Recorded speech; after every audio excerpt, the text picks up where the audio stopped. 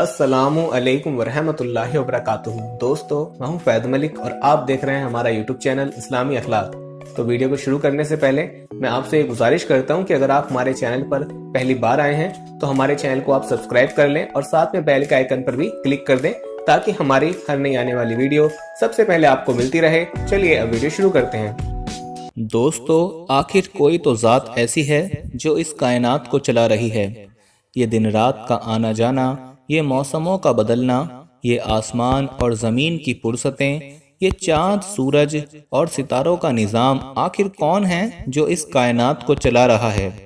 یہ اللہ ہی ہے، یہ اللہ ہی ہے، یہ اللہ ہی ہے جو اس نظام کو چلا رہا ہے، جس نے پانی کے اوپر اس زمین کو بچھایا اور پھر اس زمین کے اوپر پہاڑوں کو گاڑ دیا، جس نے ساتوں آسمانوں کو بغیر کسی سہارے کے کھڑا کر دیا۔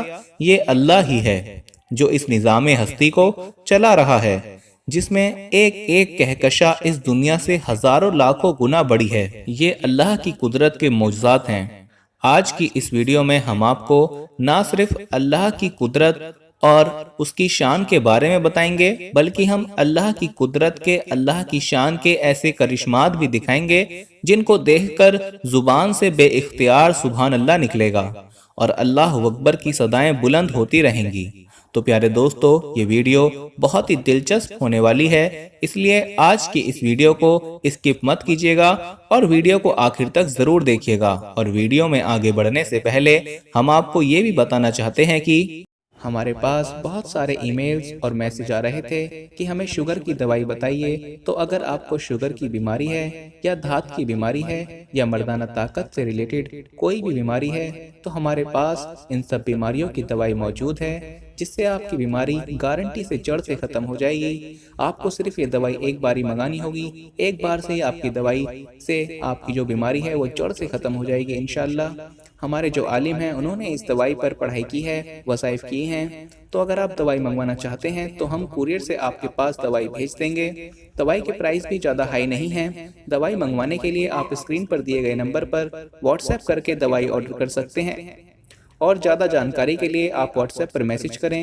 دوستو، یاد رہے کہ اللہ تعالیٰ کی شان ایسی اونچی شان ہے کہ جس کو بیان کرنے کے لیے دنیا کے سارے انسان اکٹھے ہو جائیں اور اللہ کی شان کو بیان کرنا چاہیں تو بھی نہیں کر سکتے۔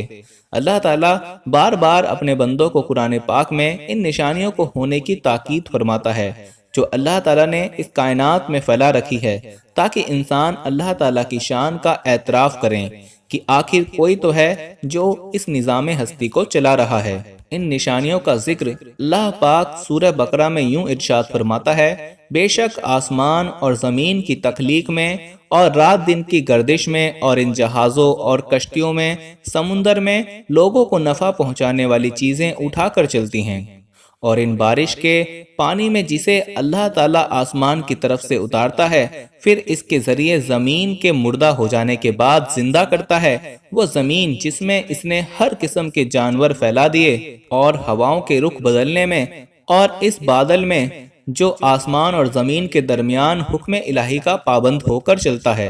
ان میں عقل مندوں کے لیے قدرت الہی کی بہت سی نشانیاں ہیں۔ پیارے دوستو، اللہ تعالیٰ تو فرماتا ہے کہ عقل مندوں کے لیے اس کائنات میں ہر سو نشانیاں پھیلی ہوئی ہیں، لیکن آج انسان اپنی عقل کو کہیں اور صرف کر رہا ہے۔ وہ اللہ کی قدرت کو تلاش کرنے کی جستجو ہی نہیں کرتا۔ یہ انسان اللہ کو تلاش ہی نہیں کرتا، ورنہ ایسی کون سی اللہ کی تخلیق ہے کہ جس میں اللہ کی قدرت کے کرشمے موجود نہ ہوں۔ اس کائنات میں پھیلے ہوئے تمام رنگ اللہ تعالیٰ کی قدرت کا مہر ہیں۔ اس کائنات کی ہر چیز اللہ تعالیٰ کی قدرت کو ظاہر کرتی ہے۔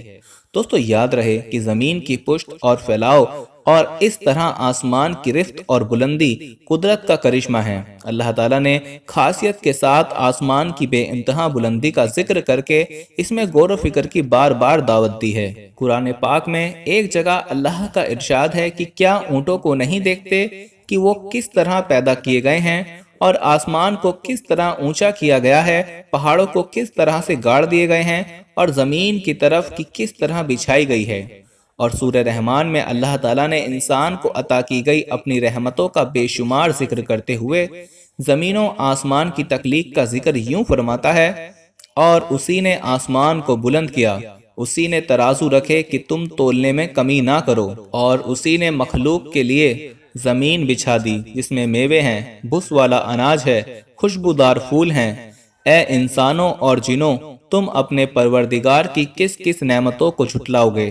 پیارے دوستو، قرآن پاک میں اللہ تعالیٰ نے قدرت کے کرشمے کو بیان فرماتا ہے اور انسان کو یہ دعوت دی ہے کہ ان کرشموں میں غور و فکر کریں، تاکہ تمہیں اللہ کی قدرت کا اندازہ ہو سکے کہ اللہ کی قدرت کیسی عظیم ہے، اور اس بات پر غور کرو کہ اللہ کی قدرت نہ ہوتی تو یہ کام کیا ہو پاتے۔ کیا کوئی ذات ایسی ہے جو آسمانوں کو بغیر سہارے کے کھڑا کر سکے؟ یہ صرف اللہ کی ہی قدرت ہے۔ یاد رہے کہ زمین پر اللہ نے جو پہاڑ نصب کیے ہیں، وہ پہاڑ سب ایک دوسرے سے مختلف ہیں، رنگ میں مختلف ہیں، ساخت میں مختلف ہیں، شکل میں مختلف ہیں۔ کسی پہاڑ میں پتھر ہی پتھر ہیں تو کسی میں مٹی ہی مٹی ہے، اور کوئی دونوں سے مل کر بنے ہیں، اور کوئی تو ایسے ہیں جن میں آگ کا لاوا بھرا ہوا ہے۔ دوستو، یہ سب اللہ کے کرشمے ہیں۔ اللہ چاہے تو آگ اور پانی کو ملا دے، اللہ چاہے تو پہاڑوں کو آگ بنا دے۔ اور دوستو، اگر انسان پانی کے نظام کے بارے میں سوچے تو پہاڑوں پر برف کا پڑنا، برف کا جمع اور پھر اس کا پگھلنا، یہ سب اللہ کی قدرت کی نشانیاں ہیں۔ سمندر سے بھاپ بن کر اٹھنا، آسمان سے بادلوں کا بننا، اور پھر بارش کی صورت زمین کو سیلاب کر دینا، یہ سب اللہ کی شان اور اللہ کی قدرت ہے۔ ورنہ کون ہے جو ایک قطرہ بارش کا برسا سکے؟ دوستو، آپ اللہ کی قدرت کو اپنی اسکرین پر دیکھ بھی رہے ہیں۔ ان میں سے اللہ کی قدرت کا ہر کرشمہ ایسا ہے کہ جو اللہ کی شان کو بیان کرنے والا ہے۔ آپ نے ان کرشمہ کو دیکھ کر کمنٹ سیکشن میں سبحان اللہ ضرور لکھنا ہے۔ دوستو، اگر یہ انسان اللہ کی نشانیوں میں غور کرنے لگ جائے تو پھر اس کو اندازہ ہوگا کہ اللہ کتنا بڑا ہے۔ یاد رہے کہ اللہ کی ذات سے بڑی کوئی ذات نہیں ہے، اللہ سب سے بڑا ہے۔ یاد رہے کہ یہ کائنات تو اللہ تعالیٰ کی ایک چھوٹی سی تخلیق ہے، ورنہ اللہ کی تخلیق کا تو ایسے ہیں جو انسان کو وہم و گمان سے پرے ہیں۔ روایت میں آتا ہے کہ اللہ تعالیٰ سب سے ادنا جنتی کو جو جنت عطا فرمائے گا، وہ جنت اس دنیا کی بانسبت 10 گنا بڑی ہوگی۔ آپ خود ہی سوچ سکتے ہیں کہ اس ادنا جنتی کی جنت اتنی بڑی ہوگی تو پھر اعلیٰ درجات والوں کی جنت کا کیا حال ہوگا، اور پھر دو جہاں کی جو جنت ہوگی اس کا کیا کہنا۔